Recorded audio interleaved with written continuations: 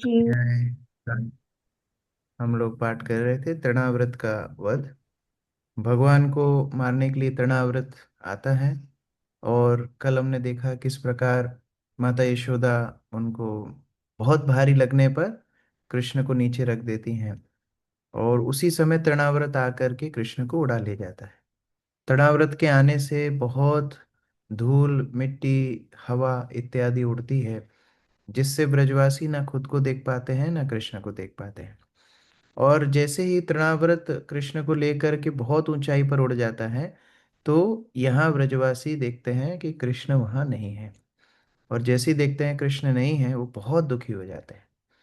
क्योंकि वास्तव में प्रभुपाद कल तात्पर्य में बोल भी रहे थे कि वास्तव में भक्त का आनंद क्या होता है, अगर वो कृष्ण के साथ रहे। और अगर वो कृष्ण के साथ नहीं है, तो वो दुखी है। वो बाकी भौतिक वस्तुएं ऊपर नीचे हो सकती हैं, लेकिन कृष्ण के साथ रहना, ये भक्त की प्रसन्नता होती है।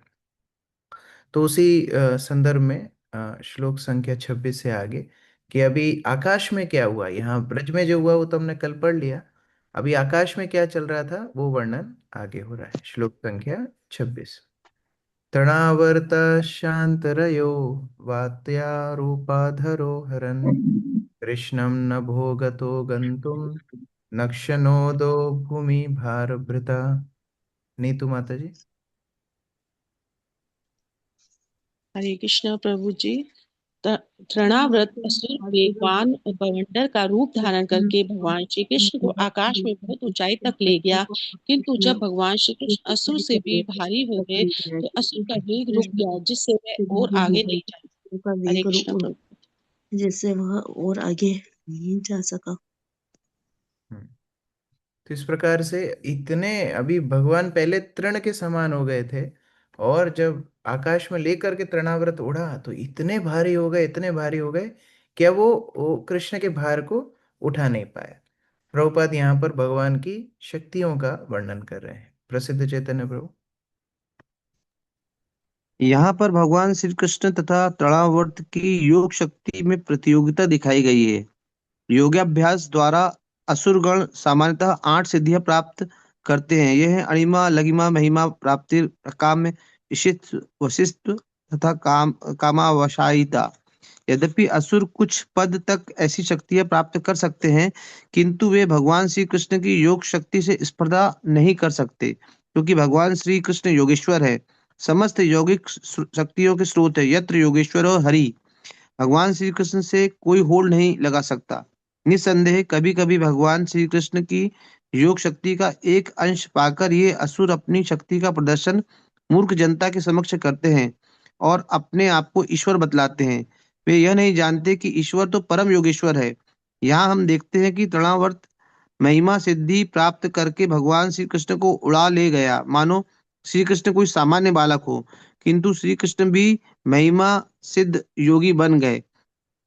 जब माता यशोदा उन्हें लिए थी, तब वे इतने भारी बन गए कि माता उन्हें श्री कृष्ण की गोद में उठाने का अभ्यास था, यह भार सहन नहीं कर पाई और उन्हें श्री कृष्ण को नीचे जमीन पर रखना पड़ा। इस तरह तृणावर्त माता यशोदा की उपस्थिति में भगवान श्री कृष्ण को ले जा सका।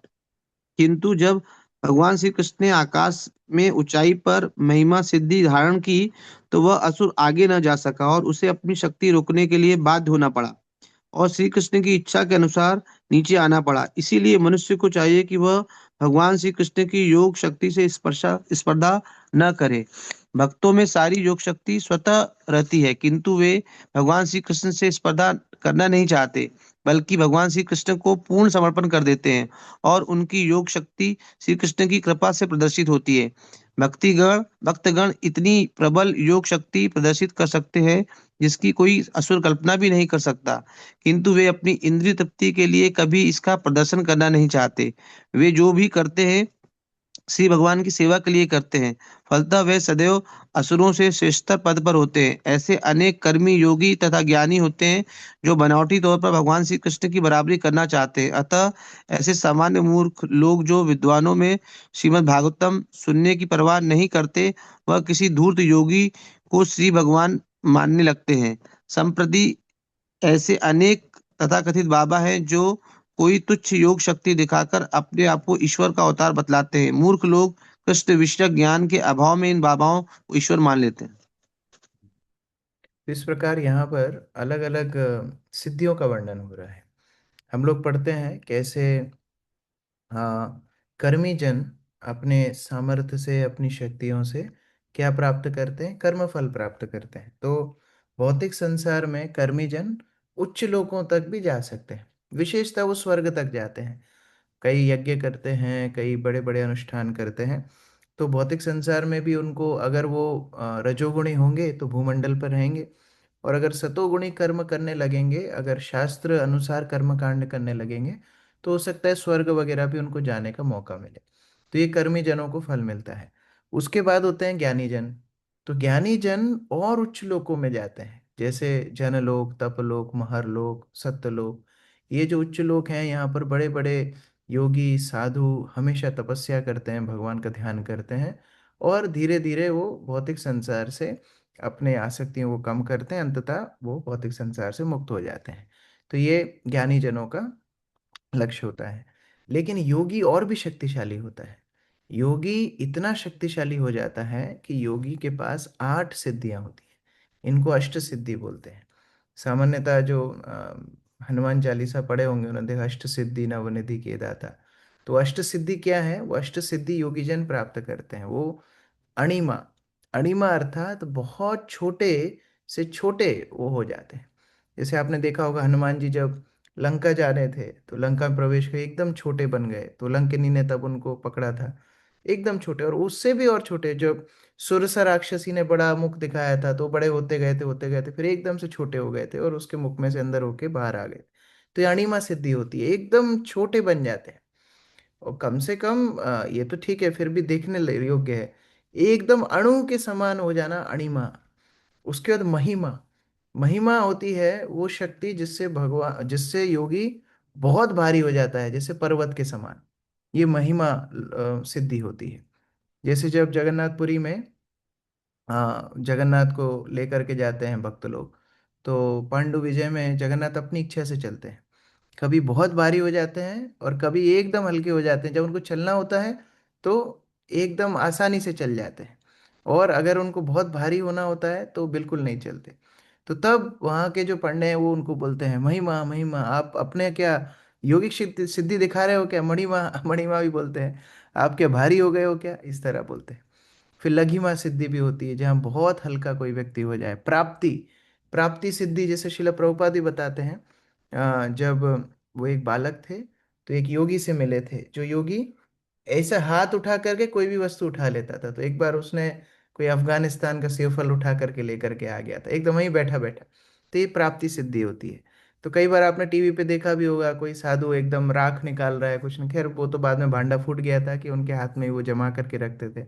लेकिन वास्तविकता में भी ये संभव है। इसको देख करके ये नहीं करना चाहिए कि अरे ये तो भगवान है। वास्तव में ये सिद्धियां योगी को भी प्राप्त हो जाती हैं। प्राकम्य, प्राकम्य मतलब जिस भी प्रकार से वो कोई इच्छा प्राप्त करना चाहता है उसमें वो समर्थ होता है। वशीता, दूसरों को वश में कर सकता है। इस तरह अन्य अन्य 8 सिद्धियां होती हैं। तो ये सिद्धियों में अगर कोई समर्थ बन भी जाए, लेकिन ये सिद्धियों के स्रोत हैं भगवान श्री कृष्ण। कोई योगी हो सकता है, योगेश्वर नहीं हो सकता। भगवान कृष्ण का नाम क्या है? योगेश्वर है। तो सारे योग सिद्धियों के ईश्वर भगवान है। तो तृणाव्रत यहाँ पर अपनी शक्तियां दिखाना चाह रहा है, लेकिन वो शक्तियों के स्रोत कौन है? श्री कृष्ण है। वो बड़े विशाल रूप में आया, कृष्ण को उड़ा करके ले गया, लेकिन अब कृष्ण अपनी जब शक्तियां दिखा रहे हैं तो वो कृष्ण को आगे ले जा नहीं पा रहा है। श्लोक संख्या 27। तम शमानम मन्यमान आत्मनो गुरुमत्तया गले गृहीता उत्सृष्टुम नाशक्नोद अद्भुतर्भकम। विकास प्रभु पढ़िए। हरे कृष्ण प्रभु जी। भगवान श्री कृष्ण के भार के कारण तरणवत को वे विशाल पर्वत या लोहे के पिंड के समान लग रहे थे, किंतु कृष्ण ने असुर की गर्दन पकड़ रखी थी, इसलिए वह उन्हें फेंक नहीं पा रहा था। इसलिए उसने सोचा कि यह बालक अद्भुत है, क्योंकि न तो वह बालक के भार को सह सकता था, न ही दूर फेंक सकता था। हरे कृष्णा प्रभु। तो एक बार भगवान जिसको पकड़ते हैं सामान्यतः उसको छोड़ते नहीं, और यहाँ पर वही वर्णन हो रहा है। कैसे भगवान ने एक बार पकड़ लिया, अभी तृणाव्रत को समझ में आ गया कि मैं इनसे ज्यादा शक्तिशाली नहीं हूँ, और उसको छोड़ने के लिए, उसको हटाने के लिए प्रयास कर रहा है, लेकिन प्रयास नहीं कर पा रहा है। तो इस प्रकार से अभी फंस गया, और बहुत अत्यधिक प्रयास के बाद भी वो बालक को छुड़ा नहीं पाने के कारण वो समझ गया ये अर्भकम अद्भुत अर्भकम, मतलब ये जो बालक है ये बहुत अद्भुत है, ये सामान्य बालक नहीं। मैं सोच रहा था कि ये सामान्य बालक होगा, मैं हवा में उड़ा करके ले जाऊंगा, वहां जाके मार दूंगा, लेकिन ये अद्भुत बालक है। योगेश प्रभु पढ़िए।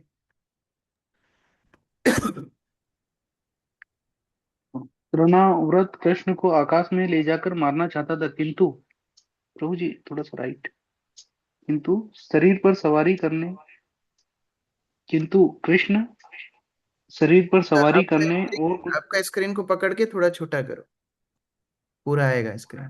छोटा, प्रभु जी पूरा आ रहा है लेकिन इधर से कट रहा है पीछे राइट हैंड साइड। नहीं, सबका ही कट रहा है, सबका ही कट रहा है राइट में। ओके, अभी पढ़ो। तृणाव्रत कृष्ण को आकाश में ले जाकर मारना चाहता था, किंतु कृष्ण को तृणाव्रत के शरीर पर सवारी करने और कुछ देर तक आकाश में यात्रा करने में आनंद आ रहा था। इस तरह कृष्ण को मारने का उसका प्रयास असफल रहा, किंतु आनंद चिन्मय रस विग्रह कृष्ण को इस लीला में खूब आनंद आया। अब जबकि तृणाव्रत कृष्ण के भार से नीचे गिरने लगा, तो उसने अपने आप को बचाने के लिए कृष्ण को अपने गले से छुड़ाकर नीचे पटकना चाहा, किंतु वह ऐसा न कर पाया, क्योंकि कृष्ण उसे बहुत मजबूती से पकड़े थे। फलस्वरूप यह तृणाव्रत की योग शक्ति की अंतिम घड़ी थी। अब वह कृष्ण की योजना से मृत्यु के मुख में जा रहा था। इसलिए कृष्ण रसो वैसा, सारे रसों के आगार हैं। कोई दूसरे अवतार में ऐसा वर्णन नहीं है कि वो भगवान को मजा ही आने लगा, मतलब वो राक्षस उठा के ले जा रहा है और भगवान को आनंद आ रहा है। तो यहाँ पर तृणाव्रत उठा करके ले गया आकाश में। तृणाव्रत को चिंता हो गई, इतना भारी बालक है ये, अद्भुत अर्भकम अद्भुत बालक है, इसको छोड़ना है, इसको कैसे हटाओ। लेकिन भगवान को आनंद आ रहा था। ये सामान्यतः बच्चों को जब हवा में उछाला जाता है, थोड़ी देर उछाला उछाला जाता है, 1-2 फीट उछाला जाता है, तो बहुत हंसते हैं, और फिर माता पिता उनको दोबारा पकड़ लेते हैं, बहुत खिलखिला करके हंसते हैं। लेकिन ये तृणाव्रत इतना योजन ऊपर आकाश में लेकर के गया, भगवान को बहुत आनंद आ रहा है, और इतना आनंद आने लगा भगवान उसको छोड़ नहीं रहे। फिर भगवान ने सोचा कि अभी बहुत हो गया खेलना कूदना, अभी इसको मार देते हैं। तो फिर भगवान निश्चय करते हैं 28 नंबर श्लोक मारने के लिए। गलग्रहण निश्चेष्टो दैत्य निर्गत लोचन अव्यक्तरावो न्यपतत सह बालो व्यसुर व्रजे।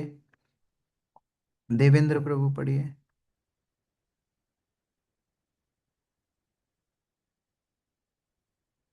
हरे कृष्ण। कृष्ण ने तृणावत को गले से पकड़ा रखा था, इसलिए उसका दम घुट रहा था, जिससे वह ना तो कर सकता था, ना ही अपने हाथ पैर हिला डुला सकता था। उसकी आंखें बाहर निकल आई, उसके प्राण निकल गए और वह उस छोटे बालक सहित ब्रज की भूमि पर नीचे आ गिरा। तो भगवान ने इतना कस के उसको पकड़ा, उसके गले को पकड़ा, कि वो घुट करके मेरे मर गया और नीचे पतित होके नीचे गिर गया। तम अंतरिक्षात् पतितं शिलायां विशृण्य सर्वावयवं करालं पुरं यथा रुद्रशरेण विद्वं स्त्रियो रुद्यत्यो ददृशु समेतः। आशा निगम माता जी। जब वहां एकत्र गोपियां भगवान श्री कृष्ण के लिए रो रही थी, तो वह असुर आकाश से पत्थर की एक बड़ी चट्टान पर आ गिरा, जिससे उसके सारे अंग छिन्न भिन्न हो गए, मानो भगवान शिव जी के बाण से बेधा गया त्रिपुरासुर हो। हरे कृष्ण। प्रीति माता जी तात्पर्य। दिव्य जीवन में जो ही भगवत भक्त शोकाकुल हो जाते हैं, तो उन्हें श्री भगवान के दिव्य कार्यकलापों का अनुभव होने लगता है। और वे दिव्य आनंद में मग्न हो जाते हैं। वास्तव में ऐसे भक्त सदैव दिव्य आनंद को प्राप्त कर रहे हैं। ऐसे में उस आनंद को और अधिक वर्धित करती है। हरे कृष्ण। अभी ये बताइए, इस अनुवाद और तात्पर्य में संबंध क्या है, रिलेशन क्या है? या बता रहे हैं गोपियां आई, कृष्ण के लिए रो रही थी, असुर आकाश से गिरा, ऐसा छिन्न भिन्न हो गया। प्रभुपाद तात्पर्य में लिख रहे हैं भगवत भक्त भगवान के दिव्य आनंद में ही मग्न रहता है। दोनों में रिलेशन क्या है?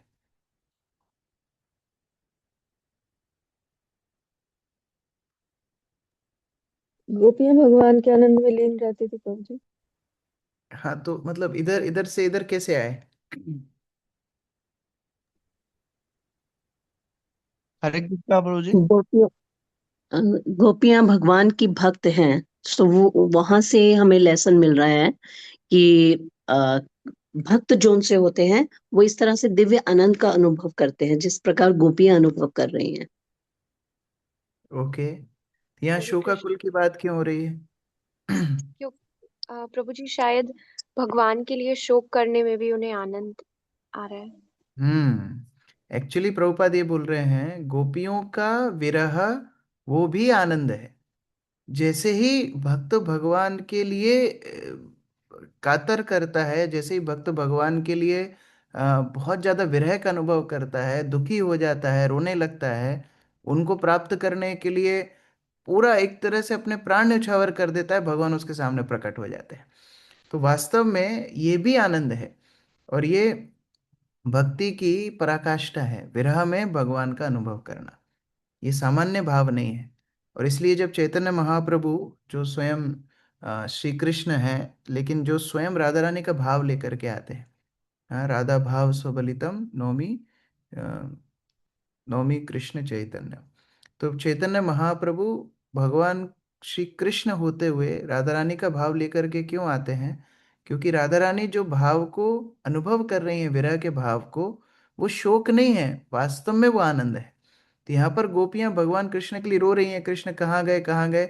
इतना बड़ा असुर ऊपर से नीचे गिरा, उसकी चिंता उनको नहीं हुई, पहले कृष्ण को देख करके वो प्रसन्न हो गई। उनका एकमात्र ध्येय है भगवान कृष्ण के प्रति उनका आश्रय, उनका आसक्ति। प्रा प्रा प्रादाय मात्रे प्रतिहृत्य विस्मिता कृष्णं च रसिलाभमानं तं स्वस्तिमन्तं पुरुषादनीतं विहाय सा मृत्युमुखात् प्रमुक्तं गोप्यश्च गोपा किल नन्दमुख्या लब्ध्वा पुनः प्रापुर अतीव मोदम। नीतीश प्रभु पढ़िए। हरे कृष्णा प्रभु जी। गोपियों ने तुरंत ही कृष्ण को असुर की छाती से उठाकर माता यशोदा को लाकर सौंप दिया। वे समस्त अशुभों से मुक्त थे, चूंकि बालक को असुर द्वारा आकाश में ले जाए जाने पर भी किसी प्रकार की चोट नहीं आई थी और वह सारे खतरों तथा दुर्भाग्यों से मुक्त था। इसलिए नंद महाराज समेत सारे ग्वाले तथा गोपियां अत्यंत प्रसन्न थे। हरे कृष्ण। यहाँ पर जो हम पिछले श्लोक में चर्चा कर रहे थे, इतना बड़ा असुर गिरा, वो चिंता नहीं है। जहाँ गिरा वो जगह की चिंता नहीं है, कोई वस्तु की चिंता नहीं है, खुद के घर बार की चिंता नहीं है, केवल कृष्ण की चिंता है। और ये ब्रजवासियों का प्रेम है, कृष्ण के विषय में ही वो दिन रात सोचते हैं। और प्रभुपाद ने इसीलिए हमारी सोसाइटी का नाम कृष्ण भावनामृत आंदोलन रखा है। यद्यपि हमको लगता है कि ये तो पहले से नाम शास्त्रों में होगा, वास्तव में ये नाम शास्त्रों में उतना उल्लेखित नहीं होता, अलग अलग तरह से होता है। भगवान बोलते हैं अपने मन को मुझे अर्पित करो, अपनी चेतना को मुझ में अर्पित करो। लेकिन ये जो टर्म क्वाइंड अप किया है, गोस्वामियों ने किया, बाद में शिल प्रभुपाद ने उसको सोसाइटी का नाम दिया, कृष्ण भावनामृत आंदोलन। वास्तव में शिल प्रभुपाद क्या अपेक्षा कर रहे हैं भक्तों से? कि वो चलते फिरते, उठते बैठते, सोते खाते पीते, हर स्थिति में कृष्ण का चिंतन करना सीखें। इसलिए हम लोग प्रतिदिन ये साधना कर रहे हैं। हमारी साधना का उद्देश्य क्या है? हमारा साध्य कौन है? हमारे साध्य है कृष्ण के प्रति विशुद्ध प्रेम, और प्रेम की शुरुआत होती है चिंतन से। तो हम लोग जब दिन रात भगवान की सेवा, भगवान के नाम, भगवान कथा का चिंतन करते हैं, वास्तव में शुद्ध भक्ति का वो लक्षण है। रुद्राक्षी माता जी। हरे कृष्णा प्रभु जी, दंडवत प्रणाम।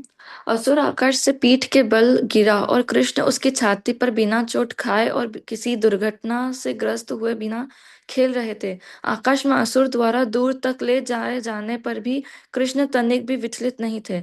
कृष्ण से खेल रहे थे और आनंद ले रहे थे। यही यही है आनंद चिन्मय रस विग्रह।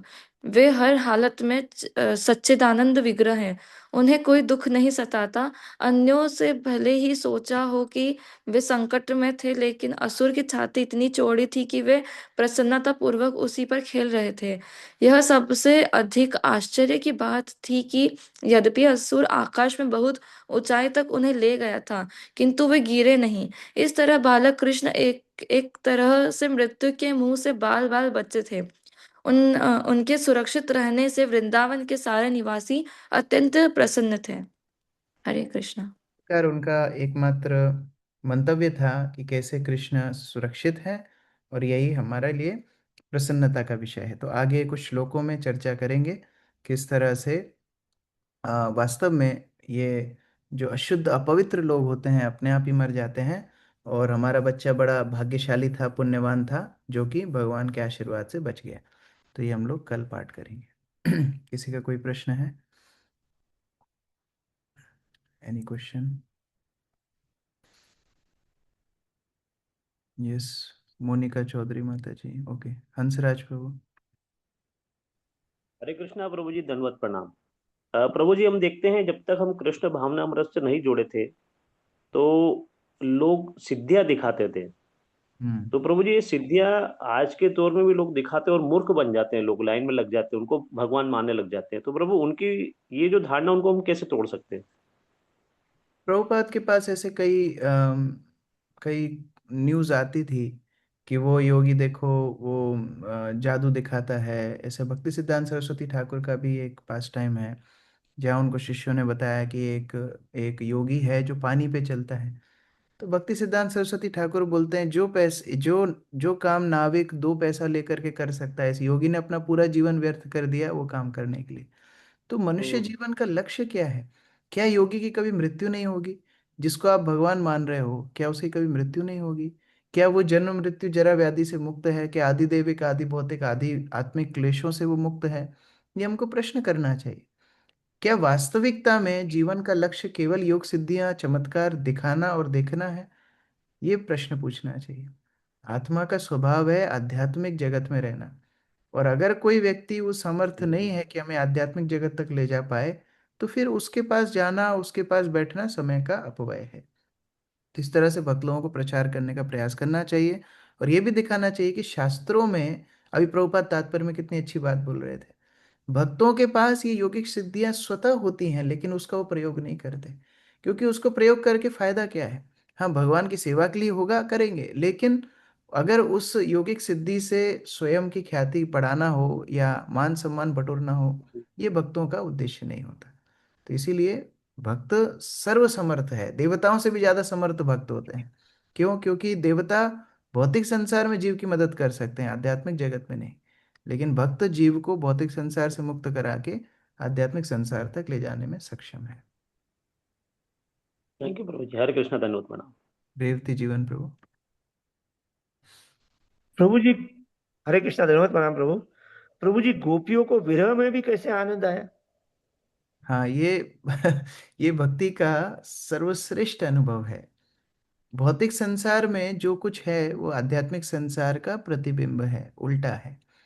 तो भौतिक संसार में जो चीजें हमको बड़ी दुखमय कष्टमय दिखती हैं, आध्यात्मिक संसार में ठीक उसके विपरीत उनका अनुभव बहुत उत्कृष्ट होता है।